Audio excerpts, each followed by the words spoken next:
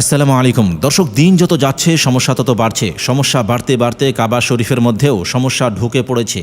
হজ ও উমরা নিয়েও শুরু হয়েছে বিভিন্ন রকম ফ্যাশন, আর নাম কামানোর জন্য টাকাওয়ালাদের হজ করার বিষয়টা তো সম্পূর্ণ আলাদা। তবে এই মুহূর্তে যে ভিডিওটি আপনি দেখতে পাচ্ছেন সেটি নিয়েও শুরু হয়েছে বিশাল বড় ভুল বুঝাবুঝি। হারাম শরীফের এই ভিডিওটি সোশ্যাল মিডিয়ায় কয়েকদিন থেকে দারুণ ভাইরাল হয়েছে। এই ভিডিও নিয়ে অনেক চর্চা, অনেক বিতর্ক চলছে। জেনে না জেনে অনেকেই এই ভিডিওর ব্যাপারে বিরূপ মন্তব্য পোষণ করেছে। তবে আপনি জানলে অবাক হবেন যে এই ভিডিওটি দেখে অধিকাংশ মানুষ ধোঁকা খেয়েছে, অর্থাৎ যেটা তারা ভাবছিল সেটা সম্পূর্ণ বিপরীত হয়েছে।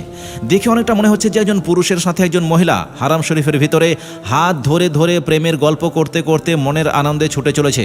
তার চাইতেও বড় বিষয় হচ্ছে মহিলারা এভাবে হারাম শরীফের মধ্যে এহরাম বাঁধতে পারে না, অথচ হজ অথবা ওমরার জন্য মহিলাদের ইহরাম বাঁধার পদ্ধতি পুরুষদের থেকে সম্পূর্ণ আলাদা। অথচ এখানে দেখে অনেকটা মনে হচ্ছে যেন একজন মেয়ে পুরুষের মতোই ইহরাম বেঁধেছে, কিন্তু এটা সম্পূর্ণ একটা ভুল ধারণা।